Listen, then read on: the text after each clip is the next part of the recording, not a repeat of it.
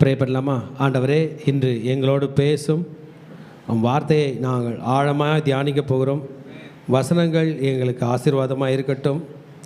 நன்மையினால் எங்களோடு இடைப்பட்டு கொண்டிருக்கிறபடியால் நன்றி. நன்மை என்பது வார்த்தை தான் ஆண்டவரே. வார்த்தைகள் காதுகளில் வரும்போது எங்களுக்கு நன்மை, கிருபை, இரக்கம் பெறுகிறது. எங்களோடு பேசுவீராக. இயேசுவின் நாமத்தில் ஜெபிக்கிறோம் நல்ல பிதாவே, ஆமென். ஹல்லேலூயா, ஹல்லேலூயா. இன்னைக்கு ஆண்டவர் நம்மோடு கூட பழைய ஏற்பாட்டில் இருந்த ஒரு பழைய சட்டத்தின் மூலமாக, பழைய நியாயத்தின் மூலமாக பேச போகிறார். இன்றைய செய்திக்கு ஒரு தலைப்பு கொடுக்க போகிறேன். 2 குருவிகள், ஒன்று கொல்லப்பட்டது, மற்றொன்று விடுவிக்கப்பட்டது.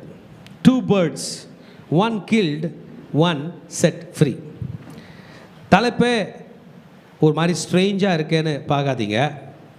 இல்லை, வேதத்தில் சொல்லப்பட்ட 611 கட்டளைகளில் 611 கட்டளையில் ஒன்றை பற்றி படிக்க போகிறோம். ஒரு மனுஷன் ஆசாரியன் கையில் வரணுமா, வரும்பொழுது காணிக்கைகள் கொண்டு வரணும். விதவிதமாக வித்தியாசமாக காணிக்கைகள் கொண்டு வராங்க. எந்தெந்த காணிக்கை எப்பப்போ எடுத்துகிட்டு வரணும்னு இருக்குது. ஆனால் இன்றைக்கி நம்ம படிக்க போகிற காணிக்கையில் அந்த மனுஷன் உடம்பு சரியில்லாமல் இருந்தானா, சரியாயிருச்சான். ஆலயத்துக்கு அன்னைக்கு உள்ள ஆசரிப்பு கூடாரத்துக்கு காணிக்கை கொண்டு வரான். 2 குருவி எடுத்துகிட்டு வரான்.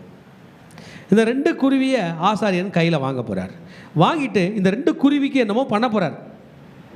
ஒரு குருவி செத்துற போது, ஒரு குருவி பிழைக்க போது, அந்த ஆசாரியன் அந்த வியாதியாக இருக்கிற மனுஷனை பார்த்து, யூ ஆர் டிக்ளேர்டு க்ளீன், நீ சுத்தமானாய் என்று சொல்கிற போகிறார். ஆமென். என்ன சொல்ல போகிறாரா? டிக்ளரேஷன் ரொம்ப முக்கியங்க. இன்றைக்கி வந்து நியாயஸ்தலத்தில் இன்றைக்கி இந்த கேஸ் வருது, இந்த கேஸை பற்றி தீர்ப்பு இன்றைக்கி வழங்குறாங்க அப்படின்றாங்கல்ல. அந்த தீர்ப்பு வழங்கின பிறகு முடிஞ்சிச்சதுக்கப்புறம்ல, அதுபோல் தீர்க்கப்படுகிறான் அந்த மனிதன், நீ சுத்தம் உள்ளவன். அப்படி என்னதுங்க இது? 2 பறவை காணிக்கை கொண்டு வர்றது, அதில்னா ஒரு பறவை இறந்து போகிறது, அதில்னா ஒரு பறவை உயிராக இருக்கிறது, ஒரு பறவையை பறக்க விடுறது, இதெல்லாம் நம்ம இன்றைக்கி பார்க்க போகிறோம். அது நம்ம புரிஞ்சுக்கணுன்னா நம்ம எல்லார் கையிலும் பைபிள் வேணும். நம்ம எங்கெங்கேயோ போகிறோம், டைரி யூஸ் பண்ணுறோம், நோட் புக் யூஸ் பண்ணுறோம், பேனா யூஸ் பண்ணுறோம், புக்கு வாங்குகிறோம். இந்த பைபிள் ரொம்ப மிக முக்கியமான ஒரு புஸ்தகம். நம்ம நைட்டில் அப்படியே கண்ணை மூடி நம்ம உயிர் போயிடுச்சுன்னா கூட இந்த நினப்பில் என்னென்ன தாட் இருக்கோ அந்த தாட்டுக்கெல்லாம் பிரயோஜனம் இல்லை. இந்த நினப்பில் பைபிள் இருந்தால் தான் அந்த பைபிள் நம்மளை பரலோகம் கூட்டு போகும். இந்த உடம்பு பரலோகம் போவாதுன்னு ஆண்டவர் சொல்லிட்டாரு, ஆனால் இந்த மனது பரலோகம் போகும்னு சொல்லிட்டாரு. நான் சொல்கிறத திரும்பி ரிப்பீட் பண்ணுறேன். இந்த உடம்பு பரலோகம் போவாதான், இந்த மனசு பரலோகம் போகும். இந்த மனதில் என்னென்ன டேட்டாலாம் இருக்கோ இந்த டேட்டா தான் நம்மளை பரலோகம் கூட்டு போனோன்னா, அந்த டேட்டா பைபிளாக இருந்தால் தான் நல்லது.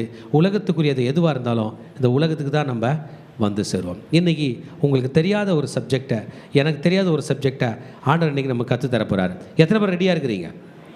இன்றைக்கி நம்ம படிக்க போகிற சப்ஜெக்ட் லேவியர் ஆகமத்தின் புஸ்தகம் 14ஆம் அதிகாரம். பைபிளில் மொத்தம் 39 புஸ்தகம் இருக்குங்க. பழைய ஏற்பாடில், புதிய ஏற்பாடில் 27 புஸ்தகம் இருக்குதுங்க. இது ரெண்டையும் சேர்த்து 66 புஸ்தகம் இருக்குது. இந்த 66 புஸ்தகத்தையும் 40 பேர் எழுதினாங்களாம். எத்தனை வருஷமாக எழுதினாங்களாம்? ஏறக்குறைய 3000 வருஷமாக எழுதினாங்களாம். 3000லேருந்து 4000 வருஷம் வரைக்கும். மோசே தான் முதல் பேனா பிடிச்சி எழுதினார்னா, லாஸ்ட்டாக பேனா பிடிச்சி எழுதினது யோவான் அப்போஸ்தலன், இயேசுவோட மார்பில் சார்ந்திருந்த யோவான். இவர் வரைக்கும் நம்ம கணக்கு பார்த்தோம்னா 3000 வருஷத்துக்கு மேலே ஆகுது. ஒருத்தர் பார்த்ததில்லை, ஒருத்தர் வாழ்ந்த காலத்தில் ஒருத்தர் வாழ்ந்ததில்லை. ஒருத்தர் வாழும்போது பொலிட்டிக்கல் சிச்சுவேஷன் வேற ஒருத்தர் வாழும்போது பொலிட்டிக்கல் சிச்சுவேஷன் வேறு. ஆனால் எல்லாருமே ஒரே பைபிள் எழுதியிருக்காங்க.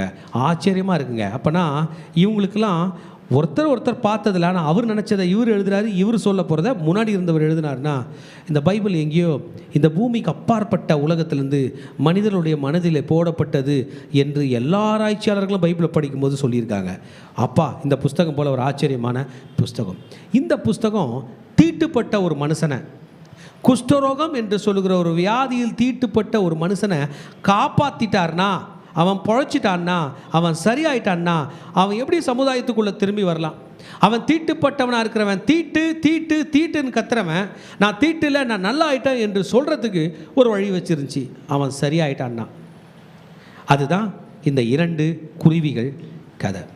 இந்த 2 குருவிகள் வந்து, இந்த 2 குருவிகளில் ஒரு குருவியை கொன்று ஓடுற தண்ணியை அந்த குருவி மேலே ஊற்றி அந்த தண்ணியை பிடிச்சி அந்த தண்ணியும் ரத்தமும் கலந்த அந்த பேசினில் உள்ள தண்ணியை உயிராக இருக்க ஒரு பறவை மேலே தெளித்து திருந்தி வந்திருக்கான, சரியாய் வந்திருக்கான, சுகமாக இருக்கான அவன் மேலே 7 முறை தெளித்து கேதுரு கட்டையும் அந்த ஸ்கார்லட் ரெட் என்று சொல்லுகிற அந்த அந்த சிவப்பு நூலையும் கட்டி இந்த ரத்தத்தை அந்த பறவை மேலே தெளித்து அந்த பறவையை பறக்க விட்டுருணுமா.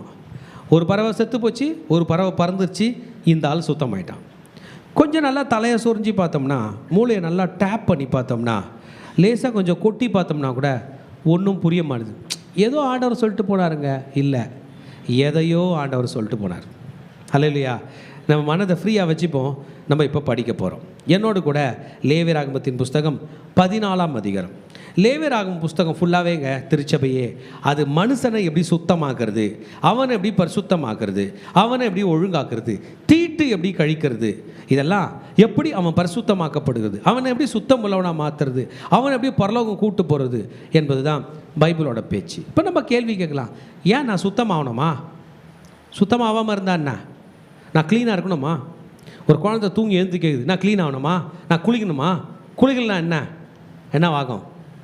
யாரும் கிட்ட வர முடியாது. கொஞ்ச நாள் கழிச்சு யாரும் உங்கள் வீட்டுக்கே வர முடியாது. கொஞ்ச நாள் கழிச்சு உங்கள் ஊருக்குள்ளே யாரும் வர முடியாது.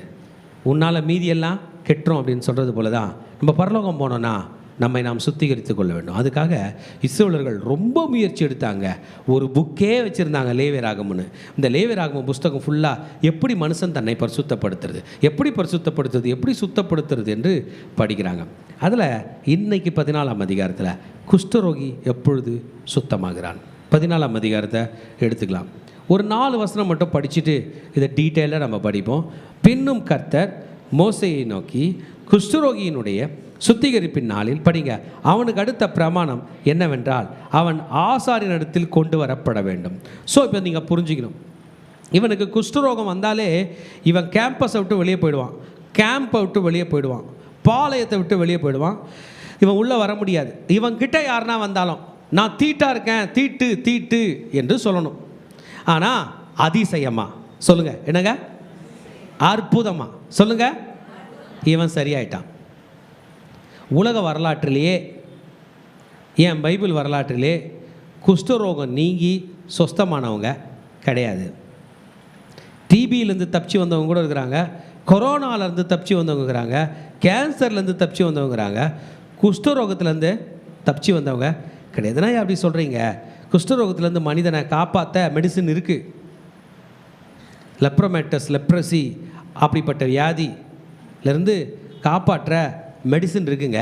ஆனால் அது என்ன இம்பேக்ட் உண்டு பண்ணுச்சோ அந்த இம்பேக்ட்லேருந்து காப்பாற்ற முடியாது. உதாரணத்துக்கு அவருக்கு ஒரு விரல் போயிடுச்சு, இல்லை விரலெல்லாம் போயிடுச்சுன்னா குஷ்டரோக வியாதியிலேருந்து அவனை காப்பாற்றலாம், அந்த விரலை திருப்பி தர முடியாது. பைபிளில் நமக்கு தெரிஞ்சு சிலர் தான் குஷ்டரோகத்திலேருந்து சரியாகி வந்திருக்காங்க. முதல்ல மோசே ஆண்டவர் ஊழியத்தை அழைக்கும் போது உன் கையில் என்ன இருக்குதுன்னு கேட்டார். கோலுன்னார். இந்த கோலை போடுனார். போட்டாரா, அது பாம்பாச்சு. பயந்தார் மோசே. வாழை பிடினார், அது வால் கோலாக மாறிச்சு. 2வது முறை உன் கையை உன் உரையில் போடு அப்படின்னார். உரையில் போடுனா பாக்கெட்டில் கை போட்டு வெளியே எடுத்ததும் கையில் குஷ்டரோகம் புரிஞ்சிச்சு. அலறிட்டார் மோசே. திரும்பி பையில் போட்டு வெளியே எடுத்ததும் சரியாயிடுச்சு. ஃபஸ்ட்டு முறை குஷ்டரோகம் வந்து நீங்கி சுகமானது மோசே. அதன் பிறகு நீங்கள் பார்த்தீங்கன்னா யாத்திரையாகமத்தின் புஸ்தகத்தில் வாசிக்கிறோம், மோசேயோட அக்கா மீரியாம் அவங்களும் ஆரோனும் சேர்ந்து மோசேக்கு விரோதமாக பேசினாங்க. ஆனால் மோசே உன்னை மட்டும் தான் ஆண்டவர் ஊழியத்துக்கு அழைச்சாரா, நீ என்ன ஒஸ்தியா அப்படின்னு பேசி மோசையை ரொம்ப மனமடிவாக்குனாங்க. உடனே மீரியாமோட சரீரத்தில் குஷ்டரோகம் வந்துச்சு. மோசே போய் ஆண்டவர் காலில் விழுந்து அழுதார். ஆண்டவரே எங்கள் அக்காவை மன்னிச்சிரு அப்படின்னாரு. அவளுக்கு குஷ்டரோகம் நீங்கிச்சு. 7 நாள் பாளையம் ஸ்டாப் ஆச்சு. 7 நாள் கழிச்சு அவள் சரியாயிட்ட பிறகு அவள் உள்ளே வரா. அந்த மீரியாம் வெளியே உள்ளே வந்த பிறகு அவங்க குஷ்டரோகம் நீங்கிச்சு. 2வது ஆள் இந்த மீரியாம் தான். மொத்த பைபிளுமே இந்த காணிக்கை கொடுத்துருப்பாங்கன்னு நினைக்கிறேன். ஜீசஸால் சுகம் பெற்றவங்க இந்த காணிக்கை கொடுத்துருப்பாங்க. மற்றபடி பழைய ஏற்பாடில் யாருமே குஷ்டரோகம் நீங்கி சுஸ்தமானதே கிடையாது. நாகமான்னு சொல்கிற ஒரு சீரியன் படைத்தளபதி நம்ம எலிசா தீர்க்கதரிசிகளை சுகமாயிட்டு போயிட்டார் அவங்க ஊருக்கு. அவர் எருசலேம் தேவாலயத்தில் வந்து ஒன்றும் கொடுக்கல. அப்படின்னா மோசமான ஒரு வியாதியா இது? ஆமாங்க, மோசமான வியாதி. இந்த வியாதியிலேருந்து ஆண்டவர் யூ ஆர் டிக்ளேர்டு க்ளீன் அப்படின்ட்டார்னா அவன் க்ளீன் தான், திரும்பி எனக்கு அந்த வியாதி வராது. எனக்கு நம்ம இந்த கட்டளைகளில் லேவியராகமத்தின் புஸ்தகம் நம்ம படிச்சுட்டு வரும்போது இந்த கட்டளைகளில் நிறைய கட்டளைகள் ரிப்பீட் ஆகிட்டே இருந்துச்சு. ஆனால் 2 குருவி ஒன்றா எருசலேம் தேவாலயத்துக்கோ அல்லது 2 குருவி ஒன்றா ஆசரிப்பு கூடாரத்துக்கோ வந்தே இருக்காதுன்னு நினைக்கிறேன். ஏன்னா குஷ்டரோகம் நீங்கள் யாருமே சொஸ்தமாகவே இல்லை. அப்போ ரொம்ப படைக்கப்படாத ஒரு காணிக்கையாக இருக்குது. இன்றைக்கி 14ஆம் அதிகாரத்தில் ஆண்டவர் சொல்கிறாரு, குஷ்டரோகியினுடைய சுத்திகரிப்பு அவன் ஆசாரியத்தில் கொண்டு போற வேண்டும் வரானா. ஆசாரியன் கவனிங்க, பாளையத்துக்கு புறமே போய் குஷ்டரோகியின் குஷ்டரோக வியாதி சுஸ்தமாயிற்று என்று கண்டாள். ஸோ ஆசாரியன் வெளியே போகிறாரு, போனால் அந்த மனுஷனை பார்க்குறாரு, அவர் என்ன ஆயிட்டார்? சொஸ்தம் ஆயிட்டார். என்னென்ன குஷ்டரோகம் என்றால் என்னென்ன வகையில் இருக்குது அப்படின்றதுலாம் பைபிளில் போட்டிருக்கு. 13ஆம் அதிகாரத்தில் எப்படி ஒரு மனுஷனை ட்ரீட் பண்ணோம், பல டிசீஸ்க்கு, பல ஸ்கின் டிசீஸ்க்கு, பலவிதமான கம்யூனிகபிள் நான் கம்யூனிகபிள் டிசீஸ் எல்லாத்துக்கும் எப்படி குவாரண்டைன் பண்ணோம், எவ்வளோ நாள் குவாரண்டைன் பண்ணோம், acute phase, sub acute phase, chronic phase, 7 நாள் பிரிச்சு வை, அப்புறம் திரும்பி இன்னொரு 7 நாள் பிரிச்சு வை, அப்புறம் திரும்பி இன்னொரு நாள் 7 நாள் பிரிச்சு வை, அப்படின்லாம் எல்லாம் இன்றைக்கி மெடிக்கல் டெர்மினாலஜி நம்ம யூஸ் பண்ணுற ஒவ்வொரு டேர்ம்ஸையும் ஒவ்வொரு ப்ராசஸையும் அன்றைக்கே ஆண்டவர் இன்றையிலேருந்து 5000 ஆண்டுகளுக்கு முன்பாக கொடுத்துட்டார். அதில் ஒன்று தான் இந்த லெப்பர்ஸ், இந்த லெப்ரசி, இந்த லெப்ரோமேட்டஸ் லெப்ரசி என்று சொல்லுகிற இந்த வியாதி. அது அந்த தீட்டுப்பட்ட அந்த வியாதிப்பட்ட மனிதனுடைய ட்ராப்லெட்ஸ் வந்து பரவும். அவங்கள தொடறதுனால பரவுன்றது கம்மி, அவங்க சாப்பிட்டு வச்சதை சாப்பிட்றதுனால பரவும் வாய்ப்புகள் இருக்குது. அவங்க உட்காந்த சேரில் உட்காந்துட்டு போனால் பரவும், அவங்க போட்ட ட்ரெஸ்ஸை போட்டால் பரவும் அப்படின்றதுலாம் இல்லைங்க, அந்த ட்ராப்லெட்ஸில் பரவுது. லெப்ரோமெட்டஸ் லெப்ரசி. இப்படிப்பட்ட ஒரு மனுஷன் சுஸ்தமாயிட்டானா, சுஸ்தமாயிட்ட பிறகு அவன் டீமில் சேரணும், அவன் பாளையத்தில் வர வேண்டும் என்றால் என்ன செய்ய வேண்டும் என்பது தான். ஆசாரியன் பாளையத்துக்கு வெளியில் போகிறாரு, போனால் அந்த மனுஷன் ஆகிட்டார் செத்து. அந்த மனுஷன் அந்த மனுஷன் வியாதி நீங்கி சுஸ்தமாக்குறார். இருக்கும் பொழுது கவனிங்க, ஒரு கட்டளை கொடுக்குறார், ஒரு காணிக்கை கொடுக்கும்படி சொல்லுகிறார். சொல்லுங்க, என்ன கொடுக்கும்படி சொல்றாரு? காணிக்கை. 4ஆம் வசனம் சொல்லுகிறது, படிக்கலாமா? சுத்திகரிக்கப்பட வேண்டியவனுக்காக உயிரோடு இருக்கும் சுத்தமான 2 குருவிகளை. 2 சுத்தமான குருவி. ஓகே. 2வது கேதுரு கட்டை, 3வது சிவப்பு நூல், 4வது ஈசோப்பு. 2 பேர்ட்ஸ், 2 குருவிகள். ஆமென். 2 குருவிகள். ஸோ 2 குருவி, ஒரு குருவியில் எத்தனைங்க? 2 குருவி. 2 குருவியை கொண்டு வர வேண்டும். இப்போ கொஞ்சம் புரிஞ்சுக்கணும், ஏன் இந்த 2 குருவி? இந்த 2 குருவி என்ன செய்ய போகிறது? இந்த 2 குருவினால இந்த மனுஷனுக்கு என்ன லாபம்? கொஞ்சம் புரிஞ்சுக்கணும். நான் அதை யோசிச்சு பார்த்தேன். ஒரு 1000 ரூபாய் காணிக்கை போட்டு போப்பா அப்படின்னா போடலாம். 2 குருவி எடுத்துடுவா. 2 குருவிகள். இந்த 2 குருவிகளில் எடுத்துக்கிட்டு ஆசாரியன் கையில் வா. வரும்போது 2 குருவி மட்டும் இல்லை, திரும்பி சொல்லுங்கள், வேற என்னது? கேதுரு கட்டை, பிறகு சிவப்பு நூல், பிறகு ஈசப்பு. இதைகளை பற்றி நான் அப்படியே தியானிச்சுட்டு இருந்தேன். பழைய ஏற்பாட்டில் இந்த காணிக்கை கொடுக்கும்போதெல்லாம் இந்த பொருள்கள் மிக முக்கியமான பங்கு வகிக்கிறது. அந்த இமேஜ் போடுங்க. கேதுரு கட்டை, சிவப்பு நூல், பிறகு ஈசோப். இந்த கேதுரு கட்டை என்பது இது ஒரு செரிமனிக்கு, நம்ம ஊர் மொழியில் சொல்லணும்னா சாங்கியத்துக்கு யூஸ் பண்ணுற ஒரு பொருளாகும். இந்த கேதுரு கட்டை எரிஞ்சிச்சுன்னா, இல்லை இந்த கேதுரு கட்டை காஞ்சிச்சுன்னா அது ஒரு ரொம்ப அருமையான ஒரு நல்ல ஸ்மெல் கொடுக்குமா. இதை வந்து என்னாகமும் 19ஆம் அதிகாரத்திலே நம்ம படிக்கிறோம். இன்றைக்கி லேவியராகமம் 14ஆம் அதிகாரத்தில் நம்ம படிக்கிறோம். தீட்டுப்பட்ட ஒரு மனுஷன், குஷ்டரோகம் பிடிச்ச ஒரு மனுஷனையே மொத்தமாக க்ளீன் பண்ண, அவன் வீடையே க்ளீன் பண்ண, இந்த வீடு சுத்தமாக இருக்குது, இவன் சுத்தமாக இருக்கிறான் என்று சொல்வதற்காக கர்த்தர் உபயோகப்படுத்தின ஒரு பொருள் தான் இந்த கேதுரு கட்டை. அது மட்டும் இல்லை, ஈசோப்பு. இந்த ஈசோப்புன்றது சின்ன புஷி பிளான்ட் மாதிரி, பூண்டுன்னு சொல்லலாம். ஈசோப்பு பூண்டுன்னு சொல்லலாம். இந்த ஈசோப்பு எதுக்குன்னா, நம்ம ரத்தம் தெளிக்கிறதுக்கு, இந்த இந்த இந்த இந்த பறவையோட ரத்தத்தை கட் பண்ணிவிட்டு அந்த பறவையை கொண்டுட்ட பிறகு அந்த ரத்தத்தை தண்ணியோடு சேர்ந்து மிக்ஸ் பண்ணும்போது அந்த ஈசோப்பு பூண்டு செடி இருக்கும்போது எடுத்து மனுஷன் மேலே தெளிக்கிறது. ஹல்லேலூயா. ஆமாம். இந்த சிவப்பு நூல் என்பது உலகத்தில் எங்கேயுமே கிடைக்காது. இன்றைக்கி தாங்க சிவப்பு கலர் ஈஸியாக வந்துருச்சு. அன்னைக்கெல்லாம் சிவப்பு டையே கிடையாது. அன்னைக்கு சிவப்பு டை கொடுத்த ஒரு ஓம், அது ஒரு சிவப்பான ஒரு புழு, ஒரு பூச்சி. அது வந்து கோக்கஸ் இலிகஸ் என்று சொல்லுகிறார்கள். அது மரத்தோட பட்டை மேலெலாம் ஒரு முட்டையிடுமா. அந்த முட்டையோட கலர் சிகப்பு. அந்த சிகப்பு முட்டை வெளியே வரும்போது அந்த தாயோட உடம்பே சாப்பிட்றோமா. சாப்பிட்டு அந்த அந்த அந்த சின்ன பூச்சி வாழுமா. அது வாழும்போது அந்த ரத்தம் அந்த பட்டை மேலே ஒட்டிக்கிட்டதுனால அந்த சிவப்பு நிறம் இருக்கும். அது ஒரு டை மாதிரி அப்படியே வழிஞ்சு வருமா. அதை வழித்து எடுத்துகிட்டு வந்து தான் சிகப்பு போடுவாங்களாம். அது பூச்சியிலேருந்து வர ரத்தம், பூச்சியோட ரத்தம். அதனால்தான் சிகப்பு. இந்த சப்ஜெக்டு போர் அடிக்குதியா அப்படின்னு நம்ம நினைக்கலாம். நான் கூட நினச்சது உண்டு. இதெல்லாம் படிக்குமானான்னு நினைக்க தான் மார்னிங் டியூஷனில் இப்படிப்பட்ட சப்ஜெக்டாக வருது. இப்போ நம்முடைய சபையில் GA 611 சபையில், HK 611 சபையில், பிரெட் ஆஃப் லைஃப் சபையில் எல்லாருமே லேவியராகமம் படிக்கிறாங்க. நம்மளும் லேவியராகமம் படிக்கிறோம். படிக்கலாமா வேணாமா? படிக்கணும். புரிஞ்சிக்கலாமா வேணாமா? இதை புரிஞ்சிக்கிட்டோம்னா நம்ம பரலோகம் போகலாம். ஒரு மனுஷன் குஷ்டரோகம் நீங்கி சரியாயிட்டான். அவனை ஆசாரியன் போய் பார்த்தார், அவன் வீட்டை போய் பார்த்தார், இவன் சரியாயிட்டான் அப்படின்ட்டு காணிக்கை கொண்டு வர சொன்னாராம். எதுக்கு நான் திரும்பி ரிப்பீட் பண்ண போகிறேன்னா, நம்ம மறந்துடக்கூடாதுக்காக.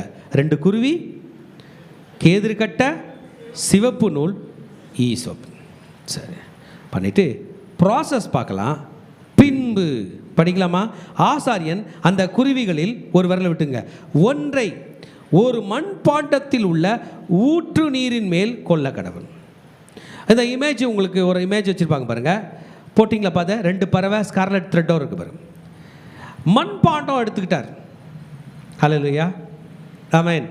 நிறைய ஐதீகங்கள் இருக்குது, நிறைய சாங்கியங்கள் இருக்குது. இது யார் சொன்னாங்கன்னு தெரியாமல் நம்ம பண்ணிருக்கிறோம். இது பைபிளில் சொல்லியிருக்கா, நான் நம்மளை பண்ண சொல்ல. அன்னைக்கு பண்ணாங்க, இனி நம்ம செய்ய வேண்டிய அவசியமே இல்லை. நம்ம பேசினா போதும், நான் பேசினா போதும், இயேசுவின் ரத்தம்னு சொன்னால் போதும். இங்கே பாருங்கள் எவ்வளோ டிஃபிகல்ட்டாக ப்ராசஸ் இருக்குது. ஒரு மண் பாண்டத்தை எடுத்துக்கொள்ள வேண்டும். இந்த மண் பாண்டத்தில் இந்த கையில் ஒரு பறவை, அந்த கையில் ஒரு பறவை. இந்த பறவையை, இந்த குருவியை கவனிக்கிறீங்களா? இந்த குருவியை மண் பாண்டத்தில் உள்ள ஊற்று நீரின் மேல் கொல்ல வேண்டும். அந்த பறவையோட கழுத்தை அறுத்துறாரு வைங்களேன், இந்த தண்ணி ஃபுல்லாக என்ன ஊற்றும்? இந்த பறவையோட ரத்தம் ஊற்றும். கையில் இருக்கிறது பறவை, எதிர நின்றுகிறது குஷ்டரோகி இருந்து சரியானவன், கொல்றது ஆசாரியன். ஹல்லேலூயா. ஆனால் சாகிறது எது? பறவை. இந்த 3 பேரில், இந்த ஆசாரியனில், இந்த குஷ்டரோகியில், இந்த பறவையில், இந்த 3 பேரில் நல்லவங்க யார்? சும்மா சொல்லுங்களேன். ஆசாரியனா அந்த வியாதி இருந்து சரியான அவனா, இந்த பறவையா? சொல்லுங்க. நம்ம அந்த 3 பேர் நிற்கிற இடத்துல இந்த ப்ராசஸில் இருந்தோம்னா என்ன சொல்லுவோம்? எப்பா உனக்கு உடம்பு சரியில்லையா, நீ அப்படியே போயிடு, ஆசாரியன் நீங்கள் வேலையை பார்த்துன்னு போங்க, ஒரு உயிரை என்ன பண்ணாத, கொல்லாத.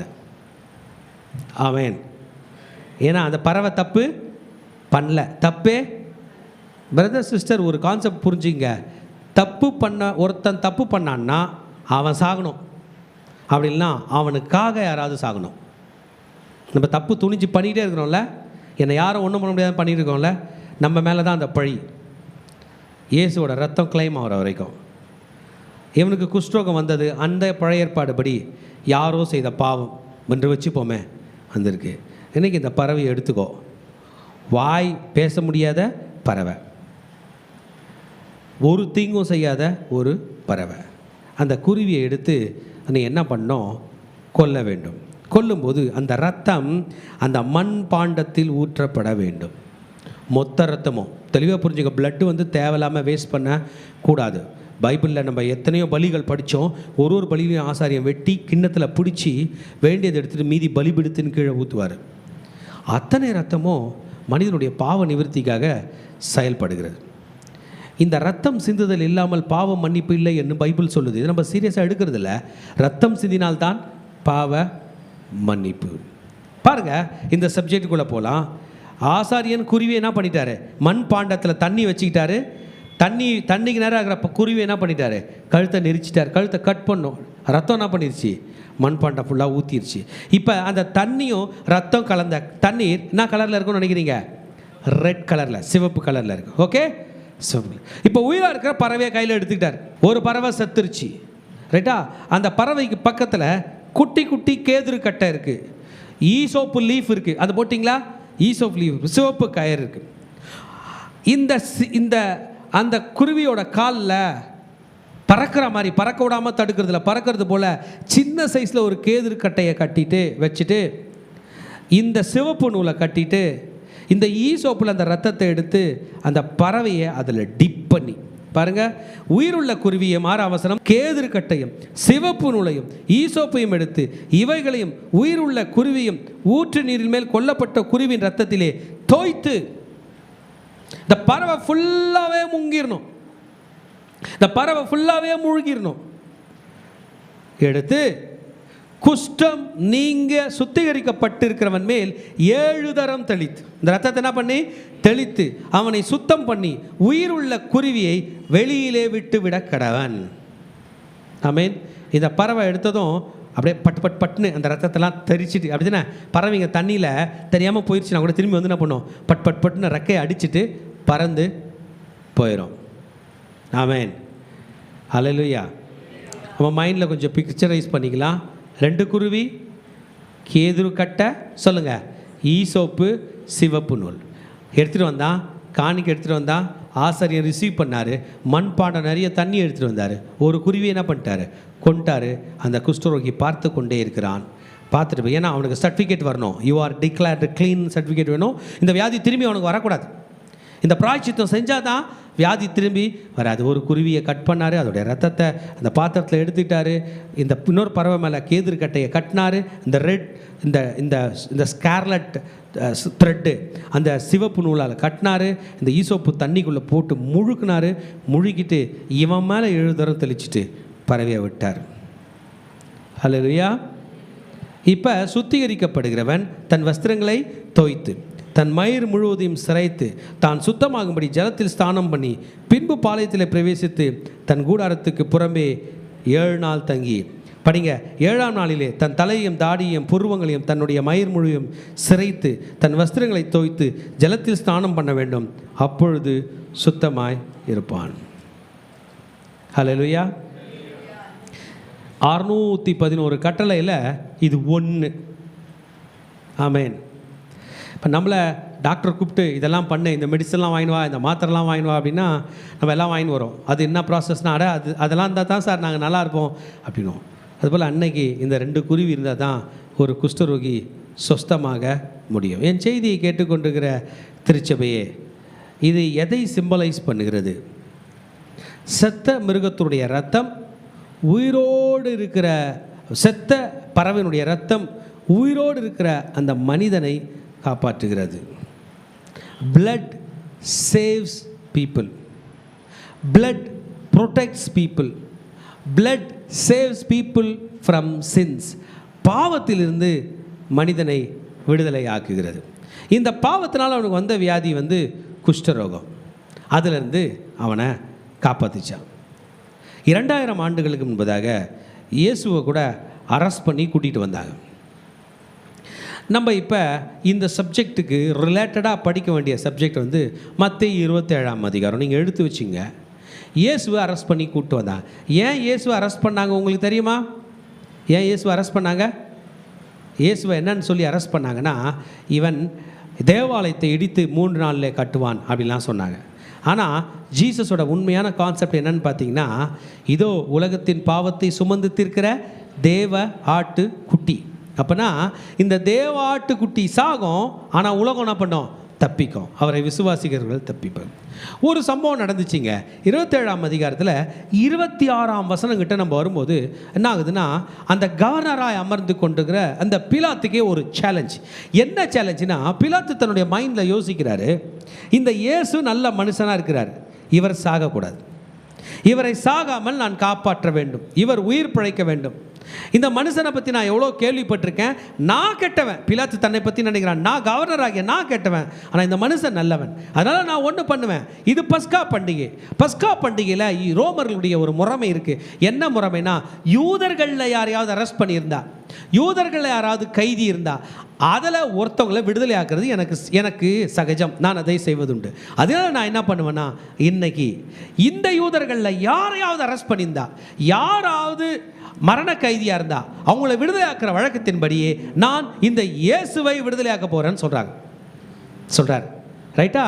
நீங்களும் நானும் பிலாத்து இடத்துல இருந்தால் கூட அதான் பண்ணியிருப்போம். ஐயோ, நான் கவர்னர் தான், எப்படியோ பணம்லாம் கொடுத்து இந்த பதவிக்கு வந்தேன், ஆனால் இந்த ஜீசஸ் நல்லவராக இருக்கிறாரு, இவரை விடுதலை ஆக்கலான்னும் பொழுது திடீர்னு ஜனங்க கத்துறாங்க, இயேசுவை சிலுவையில் யாரை விடுதலை ஆக்கு? பரபாஸ் என்கிறவனை விடுதலையாக்கு. அந்த வசனத்துக்கு பேசேஜுக்கு நம்ம வந்துடலாமா? 27ஆம் அதிகாரத்துக்கு நீங்கள் வந்துடுங்க. அவர்கள் கூடி வந்திருக்கையில் அவர்களை நோக்கி, எவனை நான் உங்களுக்கு விடுதலையாக்க வேண்டும் என்கிறீர்கள்? பரபாசையோ கிறிஸ்து எனப்படுகிற இயேசுவையோ என்று கேட்டான். இந்த ஆசாரியன் முன்பாக 2 பறவை வந்துட்டது போல இந்த ஜட்ஜ்மெண்ட் சீட்டுக்கு முன்னாடி 2 பேர் வந்து நின்ட்டாங்க. ஜீசஸ்க்கு மேலே அதே பழிதான். கம்ப்ளைண்ட் யாருனாலும் கொடுக்கலாங்க. ஒரு நல்லவனை பார்த்து யாரோ ஒருத்தர் கம்ப்ளைண்ட் பண்ணிட்டாங்க, இவன் திருடன் போய் கம்ப்ளைண்ட் பண்ணிட்டாங்கன்னு வைங்களேன். கம்ப்ளைண்ட் பண்ணி எஃப்ஐஆர் போட்டாங்கன்னா அவர் திருடனா இல்லையான்றதை அவங்க இனிமேல் தான் ப்ரூவ் பண்ணோம். ஆனால் பட்டோனா வந்துருச்சு திருட. ஆனால் நியாயாதிபதிக்கு பார்க்கும்போதே தெரியுது, இன்னும் ஜட்ஜ்மெண்ட்டு இன்வெஸ்டிகேஷன் ஸ்டார்ட் பண்ணோன்னே அவசியம் இல்லை, இவன் நல்ல மனுஷன். ஆனால் உண்மையான திருடன் ஒருத்தர் இருக்கான், அவன் யார்? பரபாஸ், கலகம் பண்ணுகிறவன். இப்போ 2 பேருமே பிலாத்து முன்பதாக நிற்கிறார்கள். இதுவரைக்கும் ஆப்ரேட்டே ஆகாத ஒரு சிஸ்டம் ஆப்ரேட் ஆக போகுது. என்ன சிஸ்டம்? நான் சொன்ன பாருங்க, மீரியாம் தான் அந்த காணிக்கை கொடுத்தாங்களாம். இது வரைக்கும் குஷ்டரோகத்தில் நீங்கள் வேற யாரும் நீங்கினதே இல்லை. அதே போல் 2 ஆப்ஷன் வருது. ஒரு பறவை கொல்லப்பட வேண்டும், ஒரு பறவை பறக்க வேண்டும். சேம் லா. என்னன்னா அங்கே பறவை, இங்கே மனுஷனே வந்து நிற்கிறான். அங்கே பறவை மனுஷனை காப்பாத்துச்சு, இங்கே மனுஷன் யாரை காப்பாற்ற போறாரு? மனுஷனை. ஒரு பறவை பரபாஸ்ன்னு வச்சுப்போம், ஒரு பறவை இயேசு. கேட்டான், யார் விடுதலையாக்கப்பட வேண்டும்? அவன் நியாயஸ்தானத்தில் உட்கார்ந்திருக்க அவனுடைய மனைவி பாருங்க, அவனிடத்தில் ஆள் அனுப்பி, நீர் இந்த நீதிமானை ஒன்றும் செய்ய வேண்டாம், அவர் நிமித்தம் இன்றைக்கு சொப்பனத்தில் வெகு பாடுபட்டேன் என்று சொன்னான். பிலாத்தோட வைஃப் வந்து ப்ரொஃபெட்டிக் விஷன் ஒன்று பார்க்குறாங்க. அதில் இந்த இயேசு என்கிற ஒரு நீதிமான அவங்க வீட்டுக்கார் கொலை செய்துடுறதா, கொலைக்கு எழுதி கொடுத்துறதா பார்க்குறாங்க. இன்றைக்கும் நீங்கள் ஜட்ஜ்மெண்ட்லாம் படிச்சிங்கன்னா இயேசுவை கொலை செய்யும்படி யார் எழுதி கொடுத்தது? பிலாத்து. இயேசுக்கு மரண தண்டனை விதிச்சது யார்? பிலாத்து. சைன் போட்டது யார்? பிலாத்து. இப்போ பிலாத்தை உயிராக எழுப்புனா நீங்களும் நானும் பிலாத்துனாலே என்ன தான் சொல்லுவோம்? இயேசுவை மரண தண்டனையில் விதித்த கவர்னர், அந்த நீதிபதி. ஏங்க உங்கள் மேலே அந்த கெட்ட பேர் வர்றதை பார்த்தாங்க, வேண்டாங்க அப்படின்னு சொல்கிறாங்க. பிலாத்து இதை யோசித்து கொண்டே இருந்தான். பாருங்க, பரபாசை விட்டுவிட கேட்டுக்கொள்வோம், இயேசுவை கொலை செய்வோம். பிரதான ஆசாரியர் மூப்பரும் ஜனங்களை ஏவி விட்டார்கள். தேசாதிபதி ஜனங்களை நோக்கி, படிக்கலாமா? இவ்விருவரில் எவனை நான் உங்களுக்காக விடுதலையாக்க வேண்டும் என்று கேட்டான். அதற்கு அவர்கள் பரபாசை என்று சொன்னார். அப்படியானால் 22ஆம் வசனம், கிறிஸ்து எனப்படுகிற இயேசுவை நான் என்ன செய்ய வேண்டும் என்று கேட்டான். அவனை சிலுவையில் அறைய வேண்டும் என்று எல்லாரும் சொன்னார்கள். ஏன்? என்ன பொல்லாப்பு செய்தான்? அவனை சிலுவையில் அறையும் என்று சத்தமிட்டார்கள். கலகம் அதிகரித்தினாலே பிரயோஜனம் இல்லை என்று எண்ணி பிலாத்து தண்ணீரை அள்ளி, என்னதுங்க? தண்ணீரை அள்ளி, பிலாத்து முன்னாடி மண் பாண்டத்தில் தண்ணி வருது, தண்ணீரை அள்ளி கைகளை கழுவுகிறான். இந்த நீதிமானுடைய இரத்தப்பழிக்கு நான் குற்றமற்றவன், நீங்களே பார்த்து கொள்ளுங்க. ஆமேன். அவ்வளோதாங்க. தண்ணி அள்ளி கழுவுறான். இயேசு சாக போகிறாரு, பரபாஸ் பறந்து போக போகிறான். ஹல்லேலூயா. லேவியராகமம் 14ஆம் அதிகாரத்தில் படித்த அந்த நியாயப்பிரமாணம் இன்றைக்கு நிறைவேறுகிறது. ஆமேன். அந்த பரபாஸ் இருக்கிற இடத்துல நம்மளை வச்சுக்கலாம். நரகம் நம்ம முன்னாடி வந்து கேட்கும், இவன் பாவம் பண்ணால் இவன் சாகணும். என்ன பண்ணோம்? சாகணும். நம்ம இயேசுவை விசுவாசித்தோம், இயேசுவின் ரத்தம் நம்ம சுத்திகரிச்சு வந்து நிற்கிறோம். அந்த நேரத்தில் இந்த பரபாஸ் பிழைக்கிறான், இயேசு மரிக்கிறார். இப்பேற்பட்ட ஒரு மாபெரும் சத்தியத்தை தான் அன்னைக்கு லேவியராகமம் எழுதிச்சு. 2 பறவை, ஒரு பறவை செத்துருது, ஒரு பறவை பறக்குது, மனுஷன் பிழைச்சான்ல. 2 கைதிகள், இயேசு மரிக்கிறார், ரத்தம் சிந்தப்படுகிறது, பரபாஸ் பிழைக்கிறான். அந்த பரபாஸ் வேற யாரும் இல்லை, திருச்சபையே நீங்களும் நானும் தான். நான் வாழ்ந்து கொண்டிருக்கிற வாழ்க்கை இன்றைக்கு ஜீசஸ் போட்ட பிச்சை அப்படின்னா எத்தனை பேர் எடுத்துக்க போகிறீங்க? எனக்கு ஜீசஸ் பிச்சை போடலைங்க, உலகத்தில் எல்லாரும் வாழறது போல தான் நான் வாழறேன்னு நீங்கள் நினைக்காதீங்க. இயேசுவின் ரத்தம் தான் உங்களையும் என்னையும் வாழ வைக்கிறது. என்றைக்கு ஞானஸ்தான தொட்டியில் ஞானஸ்தானம் பெற்று மேலே ஏறணுமோ, we were declared clean. க்ளீனான பறவை என்ன பண்ணுது தெரியுமா? பறக்குது. க்ளீனான பறவை ஃப்ரீயாக இருக்குது. இயேசு தம் ரத்தத்தை சிந்தி உங்களையும் என்னையும் மீட்டார். லேவியராகமம் 14ஆம் அதிகாரத்தோட ரிச்சுவலுக்கு பேர் வந்து the cleaning ritual, the declaration ritual, the declaration that states that he is cleaned. அந்த ritual, the declaration of restoration. இந்த மனுஷன் இனிமே எங்கே வரலாம்? பாளையத்துக்குள்ளே வரலாம். இந்த மனுஷனை பாளையத்துக்குள்ளே ஏற்றுக்கலாம். இவ்வளோ நாள் ஜெயிலில் இருந்தது போல் வெளியில் இருக்கிறான். இயேசுவின் ரத்தம் நம்மளை டிக்ளேர் பண்ணுதுங்க, this man can be born in heaven. இன்றைக்கி பூமியில் நம்ம பிறந்திருக்கிறோம். யோசித்து பார்க்குறோம், நம்ம குடும்பத்தில் பிறந்ததுனால தான் நம்ம அப்பா அம்மாவோட சொத்தெல்லாம் யாருக்கு வந்துடுது? நமக்கு. அந்த குடும்பத்தில் பிறக்காம வேற எந்த குடும்பத்திலே பிறந்து இந்த குடும்பத்தை நினச்சிருந்தோம்னா கிடைக்குமா? அந்த குடும்பத்தில் பிறக்க வேண்டும். நாம் பரலோகத்தில் பிறக்க வேண்டும். we need to be born in heaven. நாம் நரகத்தில் பிறக்கக்கூடாது, நாம் பரலோகத்தில் பிறக்க வேண்டும். நாம் பரலோகத்தில் பிறக்க வேண்டும் என்றால் நாம் சுத்திகரிக்கப்பட வேண்டும். சுத்திகரிப்பதற்கு ஒரு ரத்தம் சிந்தப்பட வேண்டும். அந்த ரத்தம் இயேசுவின் ரத்தம்.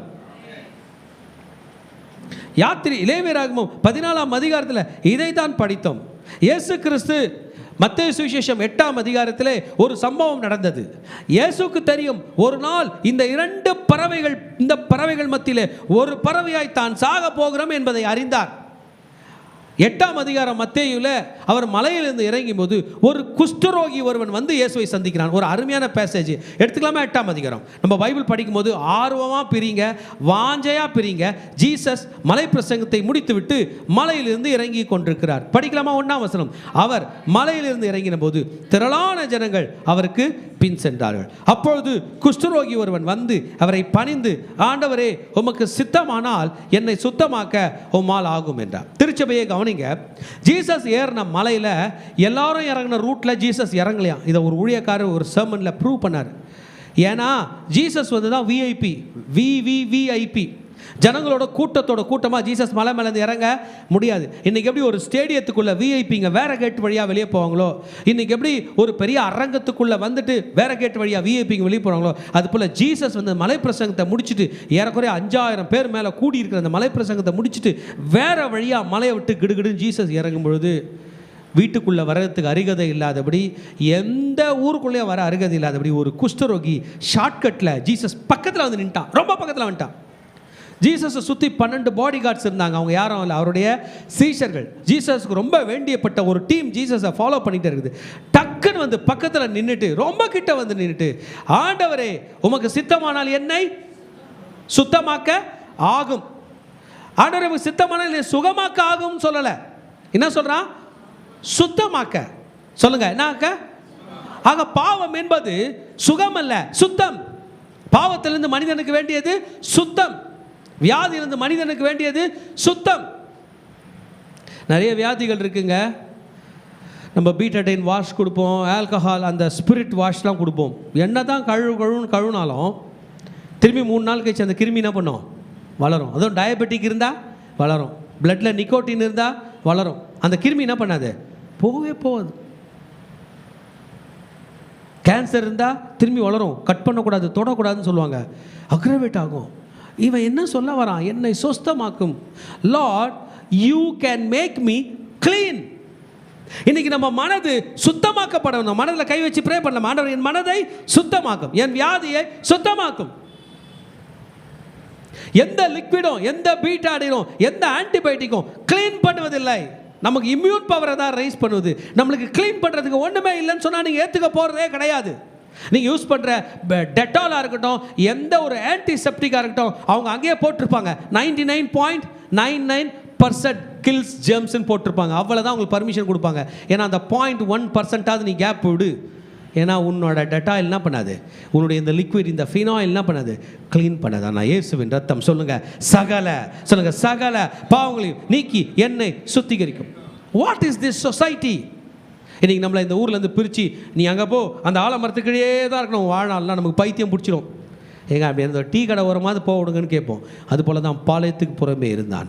ஒரு நாள் இந்த பூமி நம்ம அனைவரையும் வெளியே தள்ளுறோம். இந்த பூமி நமக்கு சதம் மாதிரி பார்க்குறோம்ல, ஹாப்பியாக பார்க்குறோம். இது ஒரு நாள் கெட் அவுட்னு சொல்லுவோம். இந்த பூமி நம்மளை பார்த்து சொல்லும், என்னை விட்டு வெளியே போன்னு துரத்தும். தூக்கி வானத்து பக்கம் அடிக்குமா இல்லை பூமியில் எங்கன்னா உள்ளே தள்ளுமான்னு தெரியாது. அந்த நேரத்தில் நீங்களும் நானும் ஒரு டிக்கெட் எடுத்துகிட்டு பரலோகத்துக்கு போனோம். அந்த டிக்கெட்டை இன்றைக்கே எடுத்து வைக்கணும். அந்த டிக்கெட்டுக்கு பேர் தான் ரட்சிப்பு. இயேசுவை இன்றைக்கு சொந்த ரட்சகராக எடுத்துட்டு அன்னைக்கு போய் லைனில் டிக்கெட் நிற்க முடியாது. முன்னாடியே ஆன்லைனில் அப்ளை பண்ணி வாங்கி வைக்கணும். அதுதான் ரட்சிப்பு. அதை தான் இவன் கேட்டான், என்னை சுத்தமாகும். இயேசு அவனை தொட்டார் என்று வசனம் சொல்லுகிறது. ஹல்லேலூயா. யாரும் செய்யாதது. மோசே காலத்திலிருந்து இன்று வரைக்கும் குஷ்டரோகியை ஒருவன் தொட்டான் என்று சொல்வதற்கு ஏதே இல்லை. இயேசு தொட்டார். தொட்ட பிறகு 4ஆம் வசனத்தை சொல்லுகிறார், இயேசு அவனை நோக்கி, நீ இதை ஒருவனுக்கு சொல்லாதபடி எச்சரிக்கையாயிரு. ஆயினும் அவர்களுக்கு சாட்சியாக நீ போய் ஆசாரியனுக்கு உன்னை காண்பித்து மோசே கட்டளையிட்ட காணிக்கையை செலுத்து என்றார். ஆமென். இப்போ நீங்களே சொல்லுவீங்க, ஃபஸ்ட்டு காணிக்கையை செலுத்தினது மீரியாம், செகண்ட் காணிக்கை செலுத்தினார் இவன், வேறு யாருமே இல்லை. திருச்சபையே, மனிதர்களால் கூடாதது தேவனால் எல்லாம் கூடும். இவன் என்ன காணிக்கை செலுத்திருப்பான் நீங்கள் நினைக்கிறீங்க? சொல்லுங்கள், என்ன காணிக்கை செலுத்திருப்பான்? ஒரு 1000 ரூபா நோட்டு எடுத்து போயிருப்பானா? ஏற்றுப்பாரா? என்ன எடுத்துகிட்டு போனோம்? 2 குருவி, அப்புறம் கேதுரு கட்டை, ஈசோப்பு, சிவப்பு நூல் கொண்டு போவான். மண் பாண்டத்தில் வைப்பார். அப்படியே பிக்சரைஸ் பண்ணுங்கள். ஒரு பறவையை ஆசாரியன் எடுத்து கட் பண்ணுவார். தண்ணி எதில் ஊற்றும்? தண்ணியோடு கூட அந்த மண் பாண்டத்தில் ரத்தம் ஊற்றும். ஈசோப்பில் தெளிப்பார். இன்னொரு பறவை காலில் என்னத்தை கட்டிடுவார்? கேதுரு கட்டையை கட்டிடுவார். சிவப்பு நூல் போட்டு கட்டிட்டு எதில் முக்குவார்? தண்ணியில் முக்கி இப்படி கையில் பிடிச்சிப்பார். இவன் மேலே செத்து போன பறவை சைடில் படுத்துருக்கோம். ஒரு ட்ராப் ரத்தம் அதில் இருக்காது. எடுத்து இவன் மேலே என்ன பண்ணுவார்? தெளிப்பார். தெளிச்சிட்டு பறக்க விட்டுருவார். இவன் என்ன சொல்லுவார்? க்ளீனுன்னு சொல்லுவார். ஆமேன். இந்த பறவைக்கும் அவன் ஒன்றும் பண்ணல, அந்த பறவைக்கும் ஒன்றும் பண்ணல. ஆனால் என்ன ஆகிட்டான்? க்ளீன் ஆகிட்டான். நம்ம ஒன்றுமே பண்ணல, க்ளீன் ஆகிட்டோம் இயேசுவின் ரத்தத்தினால. ஹல்லேலூயா. ஜஸ்ட்டு நின்னோம், க்ளீன் ஆகிட்டோம். அன்றைக்கி கர்த்தர் நம்ம பக்கத்தில் வந்து நிற்கிறாரு. ஜீசஸ்க்கும் உங்களுக்கும் என்ன சம்பந்தம்னு தெரியல. அந்த சம்பந்தம் தான் ரத்த சம்பந்தம். சொல்லுங்கள், என்ன சம்பந்தம்? ரத்த. உங்களுக்கும் உங்கள் பிள்ளைங்களுக்கும் ஒரு சம்பந்தம் இருக்குது. என்ன சம்பந்தம்? ரத்த சம்பந்தம். கணவனுக்கும் மனைவிக்கும், மனைவிக்கும் கணவனுக்கும் ஒரு சம்பந்தம் இருக்குது. அது என்ன பேர்? ரத்த சம்பந்தம். நமக்கும் மாமன், மச்சான், பங்காளி எல்லாம் சொல்கிறோம். என்ன சம்பந்தம்? ரத்த சம்பந்தம். இயேசுக்கும் நமக்கும் சொல்லுங்கள், ரத்த சம்பந்தம். மீதி பேரோட ரத்தம் நமக்கு என்ன செய்ததோ என்று தெரியாது. இயேசுவின் ரத்தம் சகல பாவங்களையும் நீக்கி நம்மை சுத்திகரித்தது. இந்த ரத்தம் என்ன பண்ணுதான்? It separates us from sin. இன்னைக்கு செய்தியை கேட்டுக்கொண்டிருக்கிறேன் மகனே, மகளே, நீ பாவத்துக்கு அடிமை இல்லை. இப்போ கூட உன் மனசில் பாவமே என்னை விட்டு வெளியே போனால் இந்த ரத்தம் இந்த செப்பரேஷன் ப்ராசஸை செய்யும். This blood can do this separation process. Sin separates us from God. Blood connects us to God. அந்த குஷ்டரோகியை பிரித்து துரத்திட்டாங்க. இன்னைக்கு அவன் சங்கத்துக்குள்ளே வரப்போகிறான், சமுதாயத்துக்குள்ளே வரப்போகிறான், இயேசுவின் ரத்தத்தினால வரப்போகிறான். இன்றைக்கு உங்களையும் என்னையும் இயேசு காப்பாற்றுவார். என் மகனே, இயேசுக்கும் உனக்கும் உறவு இல்லாதபடி எந்த பாவம் வந்தாலும் இன்னைக்கு நீ இக்னோர் பண்ணு. இயேசுவின் ரத்தம் என்னை சுத்திகரிக்கும். நமக்குள்ள ஒரு ஹேபிட்டு, ஜீசஸ் கூட கனெக்டடே இல்லாமல் அதே டென்ஷனில், அதே பரபரப்பில், அதே பாவத்தில், அதே வெறுப்பில் வாழ்ந்து கொண்டிருக்கிறோம். இல்லை, நீ பரலோகத்துக்கு போக வேண்டிய வாசி. இயேசு இன்றைக்கு உன்னை தொடுகிறார். நீ கஷ்டப்படாதபடிக்கு அவர் பாடுபட்டு உங்களையும் என்னையும் காப்பாற்றுகிறார். The blood can clean us. The blood can bring back us into fellowship with God. இந்த ரத்தம் நம்மை மறுபடியும் இயேசு பக்கம் இருக்கிறது. கையை வைத்து சொல்லுங்க, இயேசுவின் ரத்தம் என்னை மறுபடியும் அவர் பக்கம் இருக்கிறது. ஹல்லேலூயா. நீங்களும் நானும் சின்ன குழந்தைய போல வாழணும். யார் யாரெல்லாம் பரபரப்பாக வாழறீங்க, யார் யாரெல்லாம் டென்ஷனாக வாழறீங்க, யார் யாரெல்லாம் நிம்மதி இல்லாமல் வாழறீங்க, யாரெல்லாம் பயத்தோட வாழறீங்க, இன்றைக்கு இயேசு ரத்தம் உங்களை அழைக்கிறது. இந்த ரத்தம் உங்களை சுத்திகரித்து உங்களை ஃப்ரீ பண்ணுகிறது. ஏனோ தானுடைய செய்தியை கேட்டுட்டு போகாதீங்க. இந்த இயேசு ரத்தத்தை நீங்கள் கிளைம் பண்ணிங்கன்னா நிம்மதியாக வாழலாம், நிம்மதியாக வாழலாம். உலகத்தில் மனிதன் அதிகமாய் அவமானப்பட்டு மரித்த ஒரு வியாதி தான் லெப்ரசின்னு சொல்கிறாங்க. அப்படி தான் பாவம் பரலோகத்தை விட்டு பிரித்தது என்றால், பரலோகத்தை விட்டு நாம் போனது தான் இன்றைக்கு இயேசுவின் ரத்தம் நம்மை மறுபடியும் அழைக்கிறது. To have fellowship with God. This is the personal cleanliness. The blood of Jesus Christ is the personal cleaning agent. இயேசுவின் ரத்தம் நம்மை தனிப்பட்ட ரீதியாய் சுத்திகரிக்கிறது. இந்த இயேசுவின் ரத்தம் நம்மை சுத்திகரித்து பரலோக தந்தையிடம் நம்மை கூட்டி கொண்டு போகிறது. இந்த இயேசுவின் ரத்தம் நமக்காக சப்ஸ்டியூட்டாய் கொடுக்கப்பட்ட ரத்தம். இன்னைக்கு யாரோ ஒருத்தர் என்கிட்ட வந்து, பாஸ்டர் நில்லுங்க, நிற்கிறேன் சார், நீங்கள் எவ்வளோ தப்பு பண்ணியிருக்கீங்க தெரியுமா? சாரிங்க, 6 லிட்டர் ரத்தம் கொடுத்துட்டு போனால் தான் உங்களை விடுவேன். 6 லிட்டர் ரத்தமும் நீங்கள் கொடுக்கணும், இல்லைனா உங்களை விட மாட்டேன் அப்படின்னா, நான் 6 லிட்டர் ரத்தம் கொடுக்குற ப்ராசஸ்லேயே என் வாழ்க்கை முடிஞ்சிடும், என் உயிர் முடிஞ்சிடும். அந்த நேரத்தில் என் இயேசு வந்து இவனுக்காக நான் 6 லிட்டர் ரத்தமும் தருகிறேன் என்று காப்பாற்றுகிறாரு. This is an substitution. எனக்கு பதிலாக சொல்லுங்க, எனக்கு பதிலாக சொல்லுங்க, எனக்கு பதிலாக சொல்லுங்க, எனக்கு பதிலாக தலையில் கை வச்சு சொல்லுங்க, எனக்கு பதிலாக என் டென்ஷன் இயேசுக்கு சொல்லுங்க, எனக்கு பதிலாக என் தோல்விகள் சொல்லுங்க இயேசுக்கு சொல்லுங்க, எனக்கு பதிலாக என் பாவத்திலிருந்து என்னை காப்பாற்ற இயேசு சொல்லுங்க, எனக்கு பதிலாக பாவத்துக்கு பிராயச்சித்தம் இயேசு சொல்லுங்க, எனக்கு பதிலாக என் கடன் பிரச்சனைகளுக்கு பதில் இயேசு. Christ takes our place. He took our place. இந்த பாவிக்காக பாடுபட்டவர் இயேசு. இன்றைக்கு அவருடைய ரத்தத்தை நாம் கொண்டாடி கொண்டிருக்கிறோம். சகோதரனே, சகோதரியே, பிறந்த நாளை கொண்டாடுறதை விட சத்தமா சொல்லுங்க, இயேசுவின் ரத்தத்தை நான் கொண்டாடுவேன். பாவத்தை கொண்டாடுவதை விட பரிசுத்தத்தை கொண்டாடுவேன். அடிமைத்தனத்தை கொண்டாடுவதை விட விடுதலையை கொண்டாடுவேன். இயேசு இன்றைக்கு உங்களையும் என்னையும் விடுதலையாக்குகிறார். We are made clean. நாளை காலையில் எழுந்துக்கும் போது சொல்லுங்கள், இயேசு என்னை சுத்தமாக்குனார். நீங்கள் அந்த வார்த்தையை சொல்ல சொல்ல, இயேசு ரத்தம் சொல்ல சொல்ல, நான் சேலஞ்ச் பண்ணுறேன், மைண்ட் ரொம்ப ஃப்ரீயாக இருக்கும், டென்ஷன் உங்களுக்கு வராது. Hallelujah. It is a testimony. இப்போ இந்த குஷ்டரோகி வெளியில் போகிறான், ரோட்டில் போகிறான், எல்லாரும் நிறுத்துறாங்க, ஒரு நிமிஷம் நில்லு, ஒரு நிமிஷம் நில்லு. நிற்கும் போதே தெரியும் அவன் மேலே என்ன தெளிச்சிருக்கு, ரத்தம். ஹல்லேலூயா. ரத்தம் தெளிக்கப்பட்டிருக்கு, கழுவி இருக்கான், மொட்டை அடிச்சிருக்கான், இந்த புருவத்தெல்லாம் எடுத்திருக்கான். இந்த சாப்டர் நீங்கள் ஃபுல்லாக படிச்சிங்கன்னா 7 நாள் அவனை குவாரண்டைன் பண்ணுவார். இந்த காணிக்கை கொடுத்த பிறகு திரும்பி 7 நாள் வந்த பிறகு தலை முடி, இன்னும் இருக்கிற அந்த 7 நாளில் வளர்ந்த முடி, புருவம், மொத்த முடியெல்லாம் எடுத்து அந்த தண்ணீர், அந்த பரிசுத்த ஜலம் தெளிக்கப்பட்டு he is standing as an testimony. உலகம் நம்மளை நிறைய பாவத்தில் தள்ளிச்சு, பயத்தில் தள்ளிச்சு, அழிவில் தள்ளிச்சு. இன்றைக்கும் நாம் நின்று கொண்டிருக்கிறோம். நீதிமான் 7 தரம் விழுந்தாலும் மீண்டும் எழுந்திருப்பான் என்று கர்த்தர் சொன்னது நீதிமானுடைய மகிமை அல்ல, அவர் இரத்தத்தின் மகிமை. என் செய்தியை கேட்டுக்கொண்டிருக்கிற மகனே, மகளே, நீ ஏன் இன்னமும் பயந்து கொண்டிருக்கிறாய்?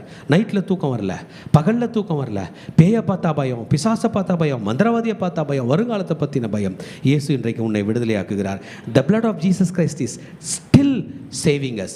இப்பையும் நம்மளை காப்பாற்றுது. நான் கிறிஸ்டியன் தாயா, உன்னையும் காப்பாற்றுகிறேன். This was a ritual sacrifice 5,000 years before.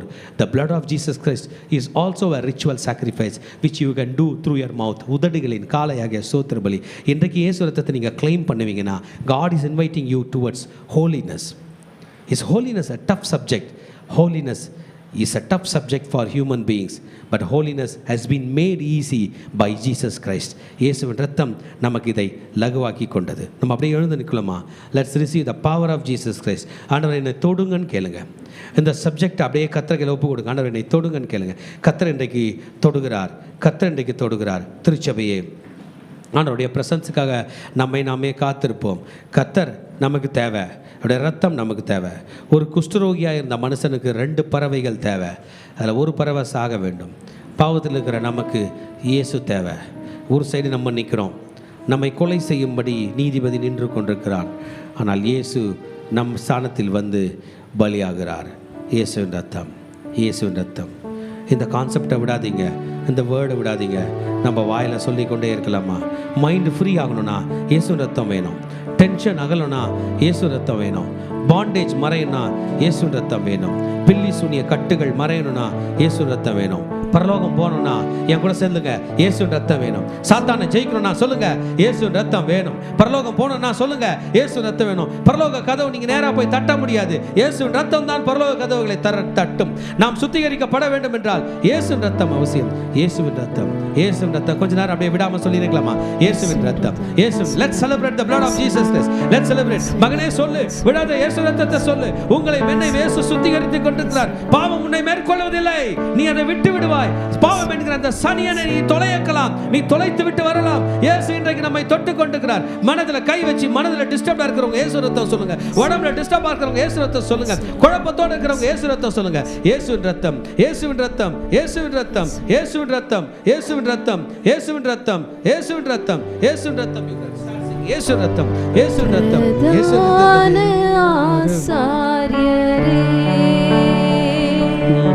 எங்கள் பிரதான ஆசாரியரே,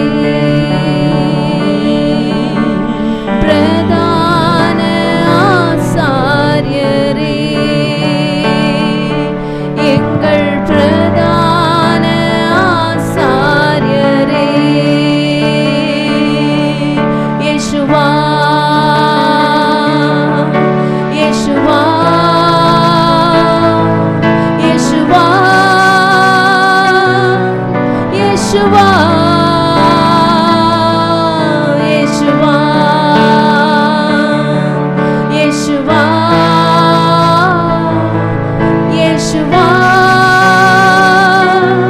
இயேசுவா, பிரதான ஆசாரியரே, எங்கள் பிரதான ஆசாரியரே, பிரதான ஆசாரியரே, எங்கள் பிரதான ஆசாரியரே, ஒரே தரம் பலியிடப்பட்டதனால்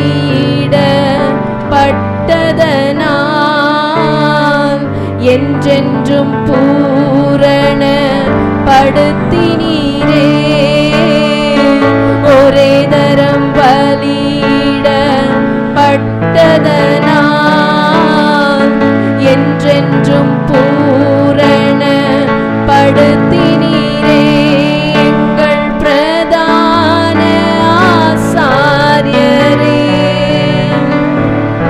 எங்கள் பிரதான ஆசாரியரே.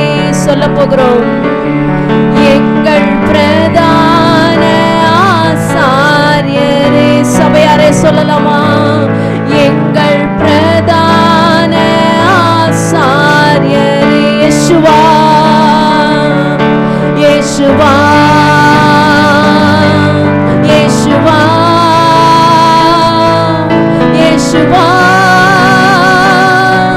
இயேசுவா, இயேசுவா, இயேசுவா, இயேசுவா, இயேசுவா,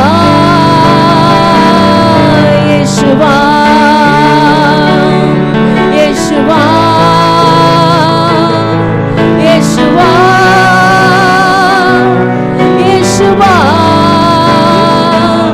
எங்கள் பிரதான ஆசாரியரே, எங்கள் பிரதான ஆசாரியரே,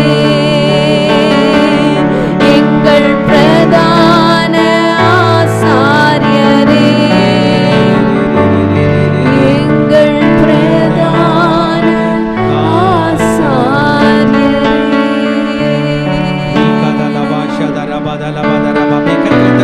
அன்னை பாஷை பேசலாமா?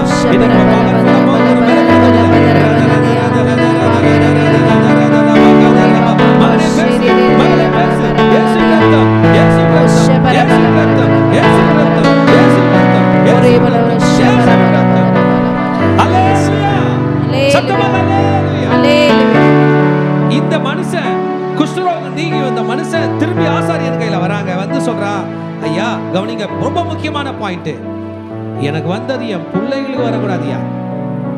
நம்மள எத்தனை பேர் இருக்கிறோம், எனக்கு வந்த வழி வியாதிலாம் என் பிள்ளைங்களுக்கு வரணும்னு சொல்ல ரெடி? சொல்லுமா? வேணாம். அது என்னோட கரெக்டா? இந்த கஷ்டம் சொல்லுங்க, பேரண்ட்ஸ் தான் சொல்லுங்க, என்னோட இந்த வியாதி என் பிள்ளைக்கு வரக்கூடாது. கரெக்டா? எத்தனை பேர் அதை சொல்றீங்க? அவங்க மட்டும் கை தூக்க பார்க்கலாம். பவுல் அப்போஸ்தலன் சொன்னார், அப்போஸ்தலர் 16ஆம் அதிகாரத்துல, கர்த்தராகிய இயேசுவை விசுவாசி, அப்பொழுது நீயும் வீட்டாரும். இந்த இவன் போயிட்டான்ல தம்பி, கவனிமா, இந்த குஷ்டரோகி போயிட்டான்ல, அவன் மேலே ரத்தத்தெல்லாம் தெளிச்சாங்கல்ல, எப்படியோ தப்பிச்சு பொழைச்சி சரியாயிட்டான்ல, உள்ள வந்துட்டான்ல. அவன் சொல்கிறான், இந்த தோஷம் என் வீட்டில் இருக்குமான்னு பயமாக இருக்கியா, எனக்கு வந்தது என் பிள்ளைக்கு வந்துடுமா, என் பிள்ளைக்கு ஒன்றும் இல்லாத போது திரும்பி அதே ப்ராசஸ். இப்போ நம்ம 49ஆம் அதிகாரத்துக்கு வந்துட்டோம். ஆசாரியன் வீட்டுக்கு வராரு. கவனிங்க, மெயின் விஷயம். வீட்டுக்கு வந்து 2 குருவி எடுத்துகிட்டு வராரு, மண்பாண்டத்தை எடுத்துகிட்டு வராரு. இதே ப்ராசஸ். வெட்டி அந்த ரத்தத்தை எடுத்து அவங்க வீட்டில் உள்ளவங்க மேலெல்லாம் தெளிக்கிறார். ஒரு பறவையை பறக்க விட்டுறாரு. இதை தான் பவுல் சொல்லுவார், கர்த்தராகிய இயேசு விசுவாசி எப்போதும் வீட்டாரும் நம்ம நல்லா வாழணும்னா இயேசு ரத்தம் நமக்கு வேணும். நம்ம பிள்ளைங்க நல்லா வாழணும்னா இயேசு ரத்தம் நமக்கு வேணும். இந்த இயேசு ரத்தத்தை எப்படி செலிப்ரேட் பண்ணுறது? என்ன பண்ண போகிறீங்க? வாயில் மட்டும் சொல்லலாமா, இல்லை ஏதாவது செய்யலாமா? என்ன தெரியுங்களா? நான் உங்களுக்கு சொல்கிறேன் கேளுங்க. உங்களுக்கு உடம்பு சரியில்லை, கொஞ்சம் எண்ணெய் எடுத்து உடம்பு சரியில்லாத இடத்துல தடவினான்னு சொல்லலாம். சொல்லுங்க, எத்தனை முறை சொல்லுவீங்க? எத்தனை முறை சொல்லுவீங்க? சரியாகிற வரைக்கும் சொல்லுங்க. ஹல்லேலூயா. சரியாயிட்ட பிறகு 7 நாள் சொல்லுங்க. கரெக்டா? உங்க வீட்டில் போய் விடாதீங்க, ஏன்னா திரும்பி வந்துருச்சுன்னா குஷ்டரோகம். எத்தனை பேர் சொல்லலான்றீங்க? You need to celebrate the blood of Jesus. இயேசு ரத்தத்தை கொண்டாட வேண்டும். எத்தனை பேர் வீட்டில் திருவிருந்து எடுக்கிறீங்க? இயேசு சொன்னார், இந்த அப்பத்தை எடுத்து பிட்டு வாங்கி புசிங்கள், உங்களுக்காக பிற்கப்படுகிற, அதே போல திராட்சை ரசத்தை எடுத்து வாங்கி பானம் பண்ணுங்க, உங்களுக்காக சிந்தப்படுகிற இயேசுவின். We need to use the blood of Jesus Christ. ஒவ்வொரு நைட்டும் படுக்கும்போது அந்த திருவிருந்து எடுக்கணும், சொல்லணும், மகனே, என் அன்பு மகனே, உனக்காக சிந்தப்படுகிற இயேசுவின் ரத்தம். மனைவியை பார்த்து சொல்ல, உனக்காக சிந்தப்படுகிற. கணவனை பார்த்து சொல்ல, உனக்காக சிந்தப்படுகிற. இது பண்ண பிறகு அவன் மேல உள்ள தோஷமும் போச்சான், அவன் ஃபேமிலி மேல உள்ள தோஷமும் போச்சான், வீட்டு மேல உள்ள தோஷமும் போச்சான். இப்போ ஆசாரியன் வந்து டிக்ளரேஷன் சர்டிஃபிகேட் கொடுக்குறாரு. You are clean, your family is clean, your house is clean. நமக்கு முன்னாடி நீ இயேசு ரத்தம் வந்து சொல்லுது, என் மகனே நீ சுத்தமாக இருக்கிறாய், ஆமேன்னு சொல்லுங்க. என் மகனே உன் குடும்பம் சுத்தமாக இருக்குது, ஆமேன்னு சொல்லுங்க. என் மகனே உன் வீடு சுத்தமாக இருக்குது, ஆமேன். கையை உயர்த்தி அதுக்கு நன்றி சொல்லலாம். நீங்கள் என்ன கஷ்டத்தில் இருக்கிறீங்க? கடன் பிரச்சனையிலிருந்து கூட இயேசு சுத்தமாக்குவார். வியாதியிலிருந்து இயேசு சுத்தமாக்குவார். பாவத்திலிருந்து இயேசு சுத்தமாக்குவார். ஒரு நிமிஷம் கையை உயர்த்தி அப்படியே அதே பாடலை பாடி பிரதான ஆசாரியாகிய இயேசுவை கூப்பிடலாம். அப்பா, என்னை காப்பாற்று. பவுல் சொன்னது போல, கர்த்தராகிய இயேசு கிறிஸ்துவை விசுவாசி, நீ உன் வீட்டார் ரட்சிக்கப்படுவீர்கள். என்னையும் வீட்டாரை இயேசு ரத்தம் காப்பாற்றும். சொல்லுங்க, இயேசு ரத்தம் என்னையும் என் குடும்பத்தையும் என் வீட்டையும் காப்பாற்ற. சொல்லுங்க, இயேசு ரத்தம் என்னையும் என் வீட்டையும் என் குடும்பத்தையும் காப்பாற்றும். சத்தமாக சொல்லுங்க, இயேசு ரத்தம் என்னையும் என் குடும்பத்தையும் என் வீட்டையும் காப்பாற்றும். இயேசுவா, இயேசுவா, இயேசுவா, இயேசுவா, இயேசுவா, இயேசுவா, இயேசுவா, எங்கள் பிரதான ஆசாரியரே, எங்கள் பிரதான ஆசாரியரே, எங்கள் பிரதான ஆசாரியரே, எங்கள் பிரதான ஆசாரியரே, எங்கள் பிரதான ஆசாரியரே, எங்கள் பிரதான ஆசாரியரே, பாவமில்லாத ஆசாரியரே, என்றென்றும் வாழ்கின்ற ஆசாரியரே,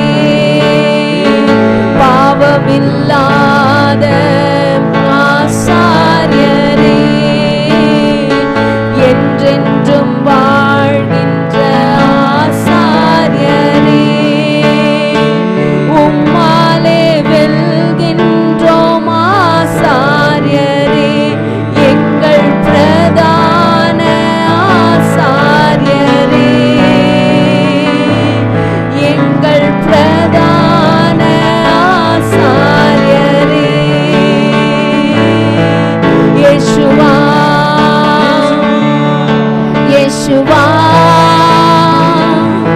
இயேசுவா, இயேசுவா,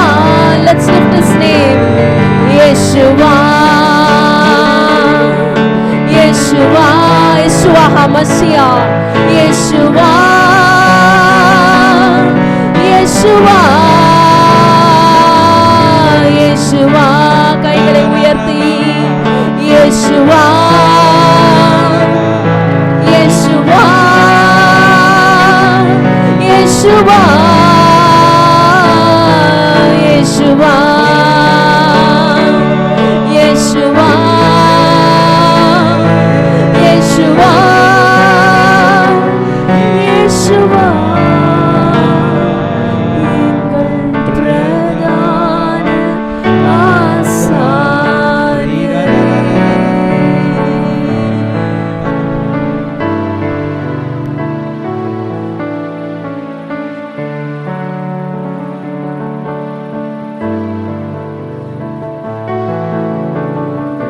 ஆண்டவருடைய பிரசன்ஸில் நம்ம இருப்போம். ஆண்டவருடைய ரத்தத்தை செலிப்ரேட் பண்ண போறோம். ரத்தமே சிந்தப்பட்ட ரத்தமே விலையேற பெற்ற வல்ல ரத்தமே இயேசு கிறிஸ்துவின் ரத்தமே எனக்கு விலையாக சிந்தப்பட்டதே. ரத்தமே சிந்தப்பட்ட ரத்தமே விலையேற பெற்ற வல்ல ரத்தமே இயேசு கிறிஸ்துவின் ரத்தமே எனக்கு விலையாக சிந்தப்பட்டதே. ரத்தமே சிந்தப்பட்ட ரத்தமே விலையேற பெற்ற ரத்தமே ரத்தமே சிந்தப்பட்ட ரத்தமே எனக்கு விலையாக சிந்தப்பட்டதே. ரத்தமே சிந்தப்பட்ட ரத்தமே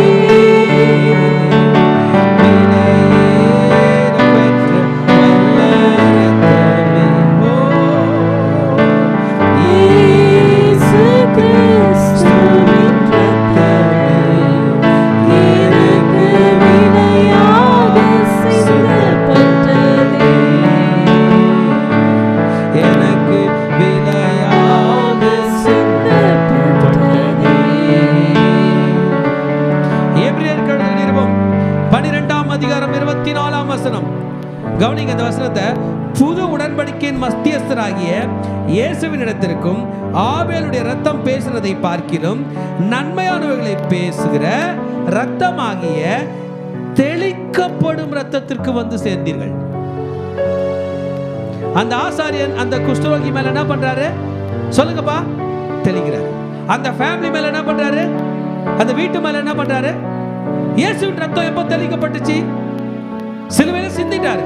ஆனா இயேசுக்கு பிறகு 100 ஆண்டுகள் கிட்ட கழித்து எபிரேயர் நிருபத்தில் எபிரேயர்காரன் எழுதுகிறார், என் மகனே நீ ஆராதனை பண்ணும் போதெல்லாம் இயேசுவின் ரத்தம் உன் மீது தெளிக்கப்படுகிறது.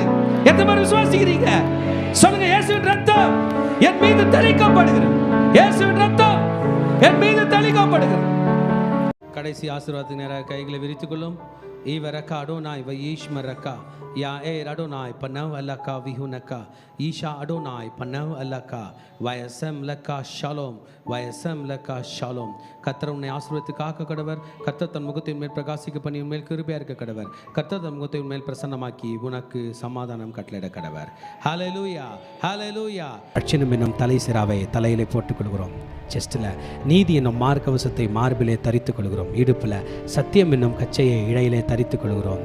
காலில் சமாதானத்தின் சுவிசேஷத்திற்கு ஆயத்தம் என்னும் பாதரட்சியை கால்களில் தொடுத்துக் கொள்கிறோம். ரைட் ஹேண்ட் ஆவியின் பட்டயமாகிய வேதவசனத்தை கையில் எடுத்துக் கொள்கிறோம். லெஃப்ட் ஹேண்ட் விசுவாசம் என்னும் கேடயத்தை கையில் எடுத்துக்கொண்டு பொல்லாங்கான நெய்யும் அக்கினி ஆஸ்தாரங்களை அவித்து போடுகிறோம். சொல்லுமா, இயேசுவின் இரத்த கொட்டைகளை நானும் என் குடும்பத்தாரும் என் சபையாரும் என் நண்பர்களும் என் பிள்ளைகளும் சந்தோஷத்தோடு ஆரோக்கியத்தோடு பாதுகாப்போடு நோய் நொடி இல்லாமல் கடன் இல்லாமல் வாழ்வோம். சாத்தானின் கோட்டைகளை தகர்த்து அநேக கோடி ஆத்துமாக்களை இயேசுக்கென்று சொந்தமாக்குவோம். நாங்கள் எங்கள் பிள்ளைகளையும் இஸ்ரவேலுக்கு உண்டாகும் சமாதானத்தையும் காண்போம். இயேசுவின் இரத்தம் ஜெயம். இயேசுவின் நாமத்தில் பிதாவே, ஆமென். God bless you. Bless the Lord, oh my soul. Bless the Lord, oh my soul. And all that is within me, bless His holy name. King of kings, forever and ever. Lord of lords, forever and ever. King of kings, forever.